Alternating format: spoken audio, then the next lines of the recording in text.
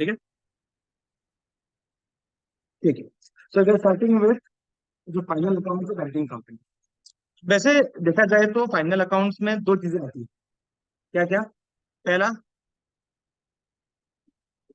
Very good. दूसरा, very good. तो आपको भी बैंक के लिए, अब बैंकिंग कंपनी मतलब ये स्पेसिफिकली सिर्फ जो बैंकिंग ऑपरेशन कर रही है, सिर्फ वो कंपनी बात चल रही है। तो if I am a private limited company, क्या मेरे लिए फॉर्मेट है क्या? Answer is no.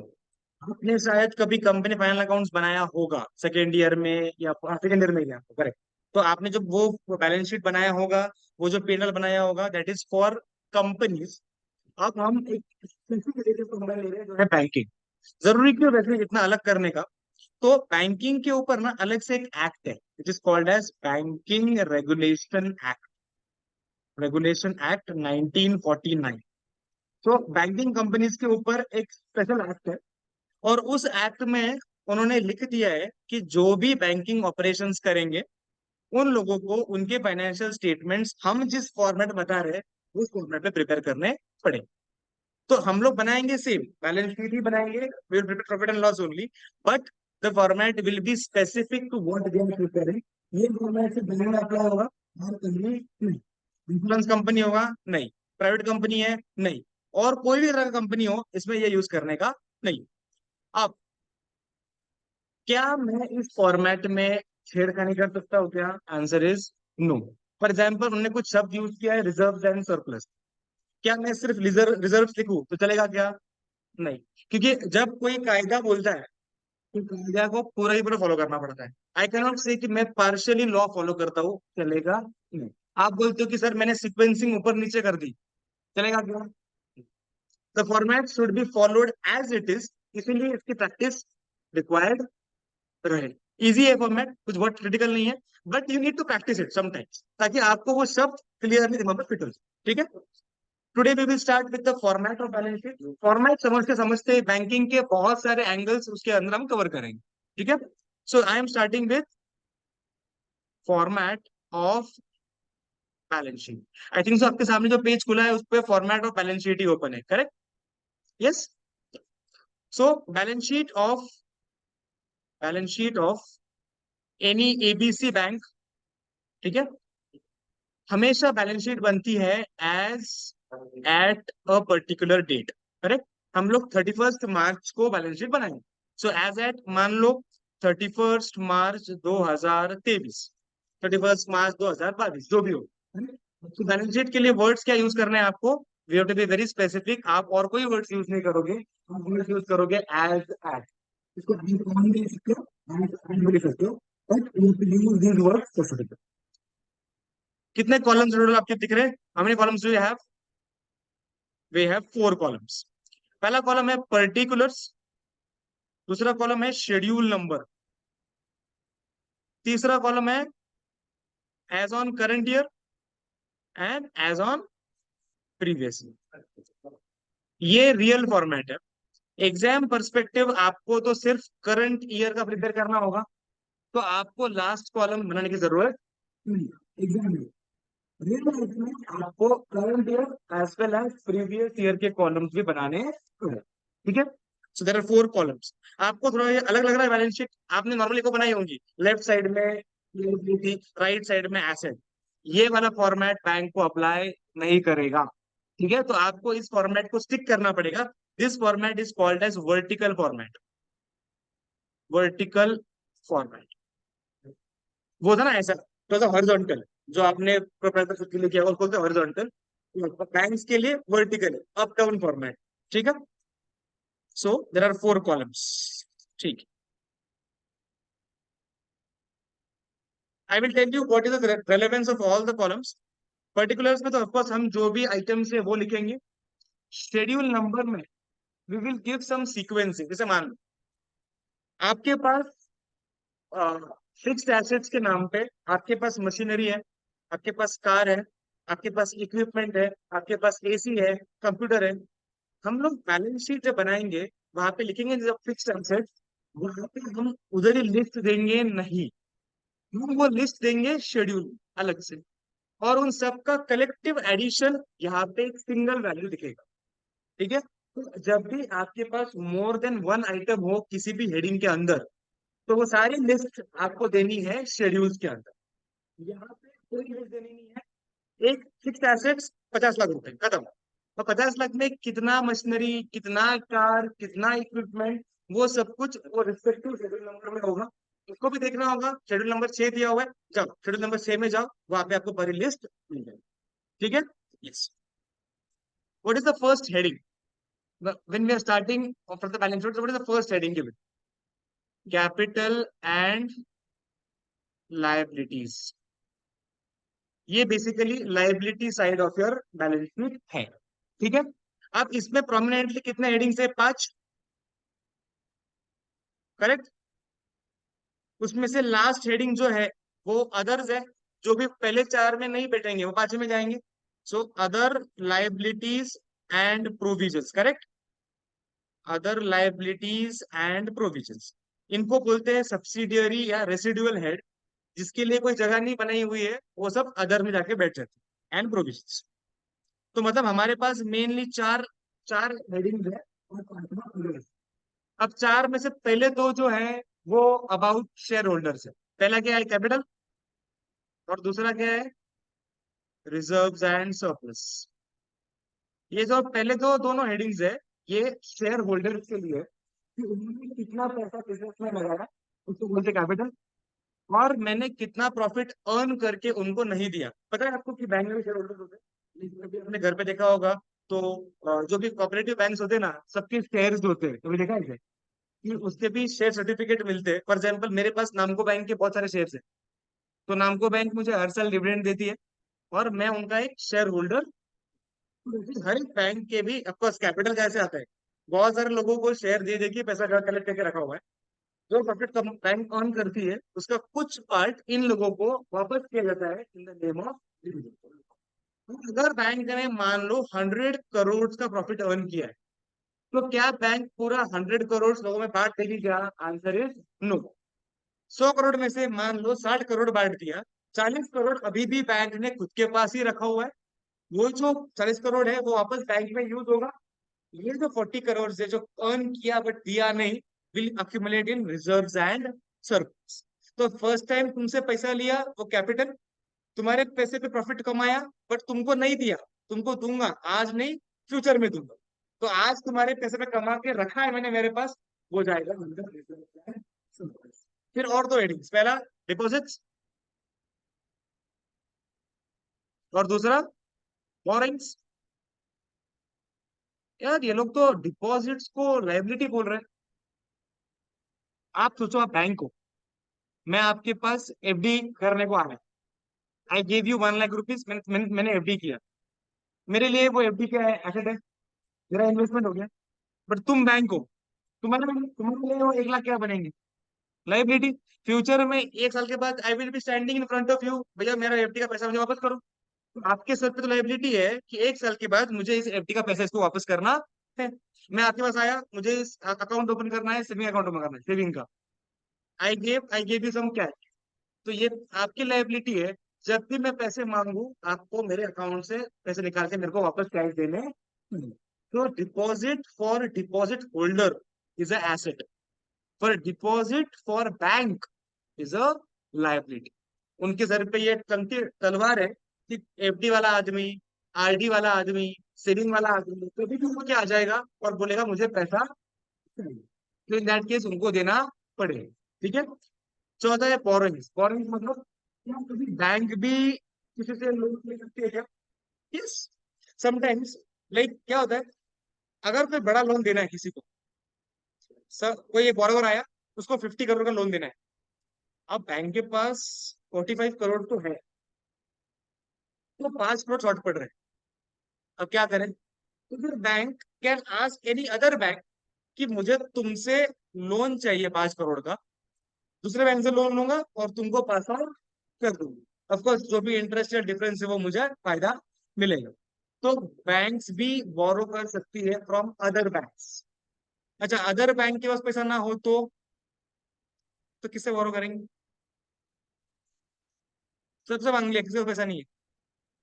सारे कमर्शियल बैंकों मैंने पूछ लिया, किसी के पास पैसा नहीं है। तो माई बाप बैठा है ऊपर, reserve bank of India, RBI. सारे कमर्शियल बैंक का माई बाप कौन है? आरबीआई। अगर आपके पास पैसा नहीं है, आप आपको कोई भी प्रॉब्लम है मनी का, आप कहाँ जाओ? You go to the last person, that is RBI, और आरबीआई को बोलो मुझे कुछ समय के लिए पैसे की जरूरत है, आरबीआई। ठीक है। So capital, reserves, deposits, borrowings. Are we okay with this? Last is other liabilities. अगर मान लो ये जो लोन लेके रखा हुआ था उसके ऊपर ब्याज जमा हो गया, अब तक दिया नहीं है पर जमा तो हो गया, तो क्या देना तो है फ्यूचर में, क्या आगे लाइबिलिटी हो गई? बट इंटरेस्ट का कुछ कोई मेरे पास हेडिंग है कि कहीं पे? नहीं, तो मैं उस इंटरेस्ट को डाल दूंगा अदर्स में। मैंने कुछ प्रॉफिट कमाया तो गवर्नमेंट मेरे पास टैक्स मांगने के लिए आएगा। टैक्स अब तक दिया नहीं, बट टैक्स को देना पड़ेगा। We will create a provision for tax. क्या ये भी लाइबिलिटी बनेगी? Answer is yes. जो जिसके लिए भी पहले चार में जगह नहीं, वो जाएंगे पांचवें में। And all this addition will be your total liabilities. अब schedule number one capital, schedule number two reserves, schedule number three deposit, four borrowing, and five will be other liabilities and provision. Generally sequence करेंगे 1 2 3 4 5 6। अगर समझ लो other liabilities नहीं है, जो कि बहुत rare scenario है, पर अगर नहीं है तो आप पांचवा स्किप करके पांच आप बाद में दे सकते हो। बट जनरली हर एक बैंक में ये पांचों लाइबिलिटीज जनरली आपको दिखेंगे ही दिखेंगे, और इन सब के सामने एक एक अमाउंट आएगी, और इसका डिटेल रिस्पेक्टिव शेड्यूल्स में दिया हुआ रहेगा। तो आपको एग्जाम में बैलेंस शीट तो बनानी ही बनानी है, मतलब आपको शेड्यूल्स ही बनाने पड़ेंगे। एक्सपेक्टेड फ्रॉम यू कि आप इसके साथ शेड्यूल्स ही बनाओ, because without schedules this balance sheet is of no use. ठीक है। आप एक साइड पूरी हुई, इसके बाद इसके नीचे कंटिन्यू करेंगे second side, which is what? Assets. अरे एक मिनट। Yes, assets. एसेट्स में मोटा मोटी कितने हेडिंग्स है? 6, 6, 7, 8, 9, 10, 11। करेक्ट। लास्ट वाला हेडिंग है जिसके लिए पहले 6 में जगह नहीं है, वो जाएंगे अदर एसेट्स। ये इसलिए बता रहा हूँ कि आपको आपको याद रहने में इजी हो कि किसके बाद क्या आ रहा है। तो लास्ट वाला हेडिंग इज अदर। तो अपने को रात याद चार और पांच ही कर रहे हैं इसके अंदर। ठीक है। Yes, what is the first heading under assets? Cash balance and money with reserve bank of. अब आपने अगर कभी कंपनी का बैलेंस शीट बनाया होगा, सबसे पहले वहां पे शुरुआत होती है from fix assets. Fix assets, investment, long term loan, और फिर आता है करंट एसेट्स। मतलब पहले आते हैं नॉन लिक्विड एसेट। बिकॉज अगर मुझे पैसा चाहिए तो क्या ये लॉजिकल है क्या कि मैं घर बेच के पैसा पैसा निकालूं? आई नीड मनी, तो मैंने आइडियली क्या करना चाहिए? मैंने माल बेच के पैसा कमाना चाहिए कि मैंने गाड़ी बेच के पैसा कमाना चाहिए? मेरा बिजनेस है, मेरे पास कुछ कुछ माल है, मैं बेचता हूँ।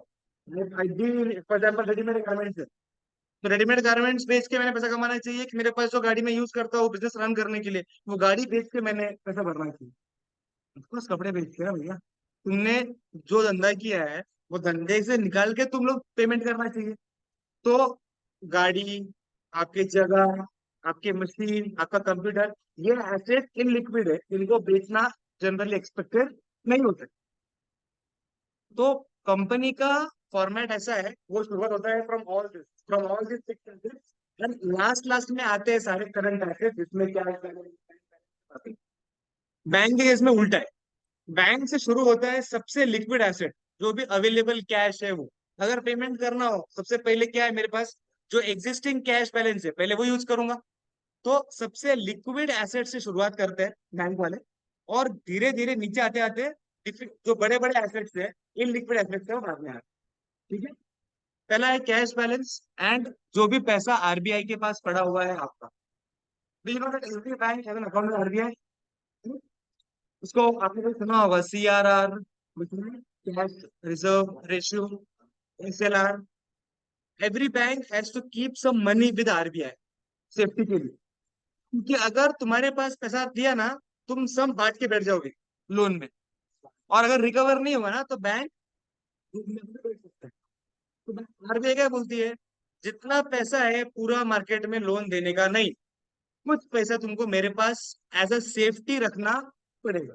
कल जाके कुछ भी प्रॉब्लम आया, अपने पास कुछ तो पैसा होगा, वो पैसा सिर्फ डिफिकल्ट टाइम्स में यूज किया जाए। So that money is with RBI, which will be used any time when the bank is in a real need as such. ठीक है? तो cash balance and money with RBI. दूसरा क्या है? Money at balance at bank. अच्छा एक minute रुको, balance money at call and short notice है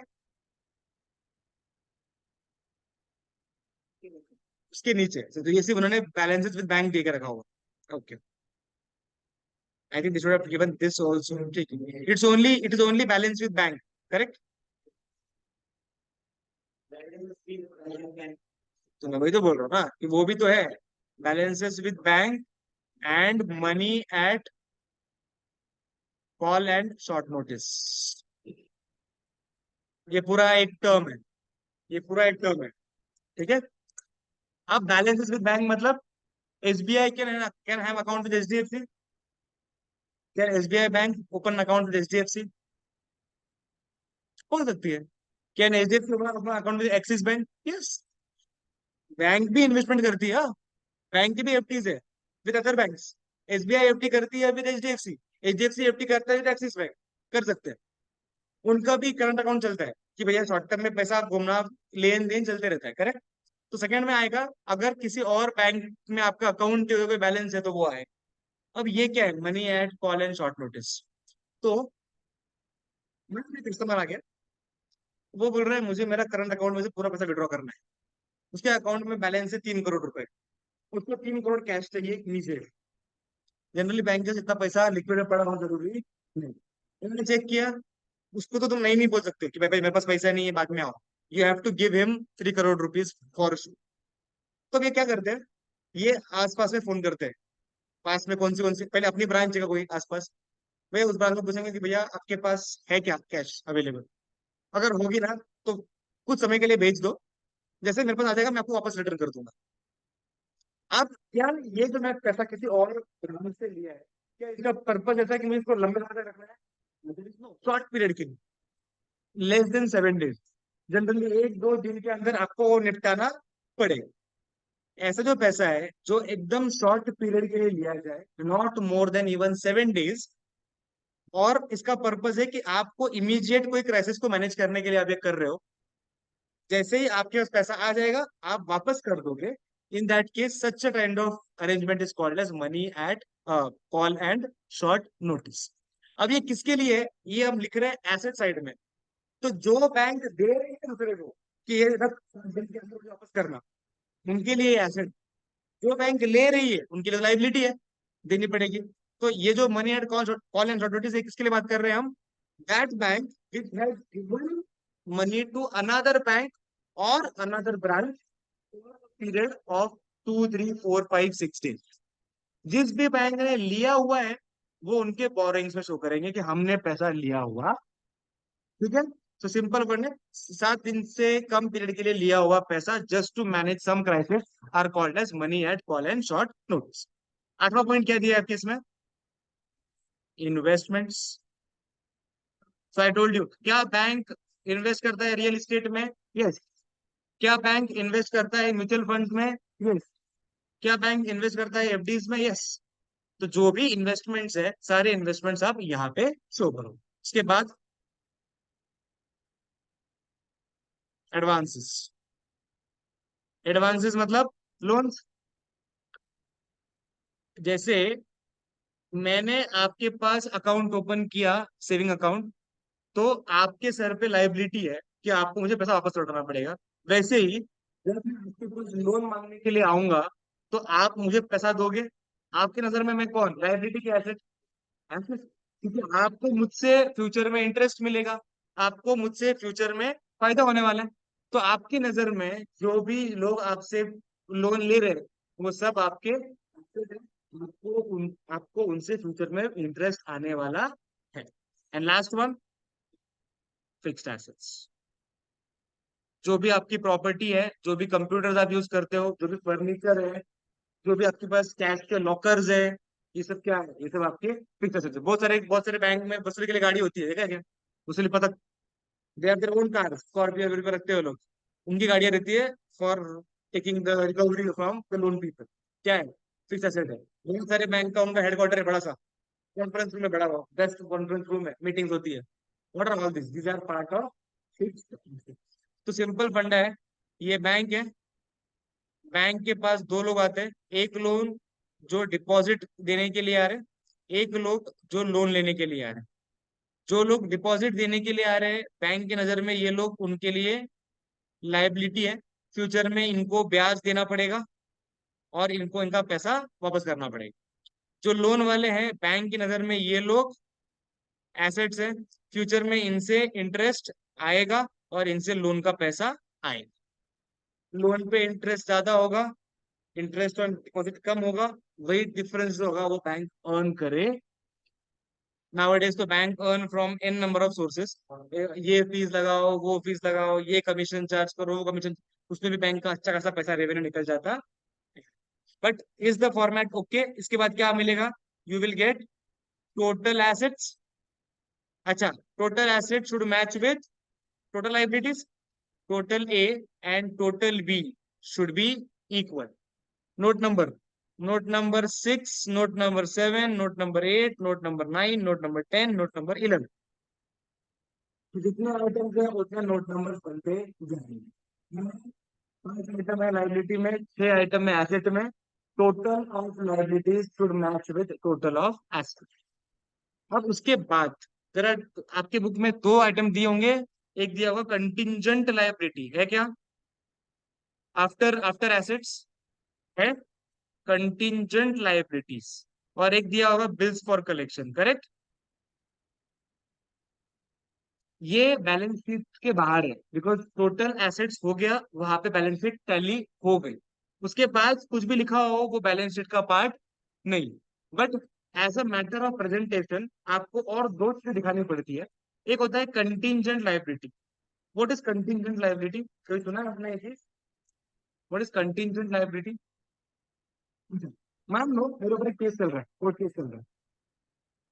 अगर ये कोर्ट केस मेरे खिलाफ गया तो मुझे 50 लाख रुपए का कंपनसेशन पे करना पड़ेगा। अगर ये कोर्ट केस मेरे अगेंस्ट गया तो मुझे 50 लाख रुपए का कंपनसेशन पे करना पड़ेगा। अगर नहीं गया तो मैं बच जाऊंगा। बट 50 लाख का कंपनसेशन का आएगा या नहीं आएगा, ये किस पे डिपेंड करता है? कोर्ट के डिसीजन पे। और अब तक डिसीजन आया हुआ नहीं है। तो क्या मेरी ये लाइबिलिटी कंफर्म लाइबिलिटी है क्या? Answer is no. इसलिए मैं इसको ऊपर से लिख रहा हूँ। I am not writing this under liability side कि मुझे देना है किसी को कंपेंसेशन। नहीं, पता ही नहीं है। शायद देना पड़ भी सके, शायद देना नहीं पड़ सके। बट मेरे को मेरे लोगों को बताना तो पड़ेगा कि सर पे एक टांग की तलवार है। और ऐसे लाइबिलिटीज जिनका अभी तक कोई हिसाब लगा नहीं है, बट फ्यूचर में किसी इवेंट के ऊपर इनका हिसाब लग सकता है, ऐसे लाइबिलिटीज को बोलते हैं कंटीजेंट लाइबिलिटीज। ये सिर्फ क्यों लिखा है यहाँ पे? ओनली फॉर डिस्क्लोजर, ताकि जो भी बंदा आपका बैलेंस शीट देख रहा है तो समझ रहा है कि बैंक के ऊपर कोई लाइबिलिटी फ्यूचर में आ सकती है, आज है नहीं, आ सकती है, नहीं भी आ सकती है, बट पता होना चाहिए। दूसरा एक है, वो है बिल्स फॉर कलेक्शन। ये बिल्स का मतलब है bills of exchange. Bills of exchange, कभी सुना है bills of exchange?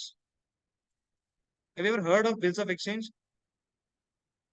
For example क्या होता है, ये पार्टी ए है, ये पार्टी बी है।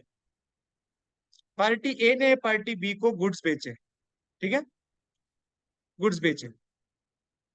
अब बी ए को क्या बोल रहा है कि मेरे पास आज पैसा नहीं है, मुझे थोड़ा समय चाहिए। ए बोल रहे हैं समय तो ठीक है, अगर तो भाग गया तो मुझे कुछ तो सॉलिड चाहिए। तो बी ए को बोलता है मैं तुझे एक बिल ऑफ एक्सचेंज बना के साइन करके दे देता हूँ, और उसपे मैं बोल देता हूँ कि मैं तुझे 3 महीने बाद इतना इतना पेमेंट कर दूंगा। उसके ऊपर स्टैम्प है, साइन है, लीगल प्रूफ हो जाए। तो ये बिल बी ने ए को दे दिया कि बॉस मैं तुमको 3 महीने बाद पेमेंट कर दूं। अब ए क्या बोल रहा है, ए के पास ये बिल पड़ा है, ए ने ये बिल दे दिया उसके बैंक को और बोल दिया कि बैंक, ये बिल है भैया, ये 3 महीने बाद अपने को इसमें से पैसा जमा करने का है। ये जवाबदारी मैं आपके सर डाल रहा हूँ कि ये पैसे आपको बी से जवाब कलेक्ट करके मेरे को देने के हैं। अब इसमें बैंक की लायबिलिटी है कि कुछ नहीं, बैंक एजेंट का काम कर रहा है। बैंक बोलता है मैं बी से पैसे जमा कर लूंगा और ए तेरे अकाउंट में जमा कर दूंगा, इसके लिए मैं कुछ तो फीस ऑफकोर्स चार्ज करूंगा। बट इस केस में जिम्मेदारी बैंक की नहीं है। कल जाके अगर बी ने डिफॉल्ट किया तो बैंक रिस्पॉन्सिबल नहीं है। सिर्फ ए ने बोल दिया कि आप, मैं instead of I going and collecting from B, आप बी से उतना पैसा कलेक्ट करके मेरे अकाउंट में डाल देना। बैंक बोल रहे हैं मैं आपको ये सर्विस देने को तैयार हूँ, जस्ट मेरी कोई लाइबिलिटी नहीं रहेगी, मैं जमा करके आपको दे दूंगा और मेरा कमीशन मैं निकाल लूंगा। ऐसा जो भी बिल बैंक को मिलता है उसको हम लोग लिखते हैं bills for collection. Bills which the bank has received for collecting from the third party are called as bills for collection. कुछ लोगों को लगता था कि ये अपना लाइबिलिटी है क्या, तो क्लैरिटी का लिख दिया अपना लाइबिलिटी, क्योंकि अगर अपना लाइबिलिटी होता तो अपन लाइबिलिटी साइड में लिखते। आफ्टर बैलेंस शीट लिख रहा हूँ मतलब ये मेरी लाइबिलिटी नहीं। ठीक है, आपको 5 मिनट दे रहा हूँ, बुक बंद करो, try to make the format on your own in your notebooks rough में। बुक बंद कर दीजिए, मैं भी स्क्रीन शेयर बंद कर रहा हूँ। आप आपके हिसाब से you will try to recollect जितना आप कर सकते हो, and you will try to make the format of balance.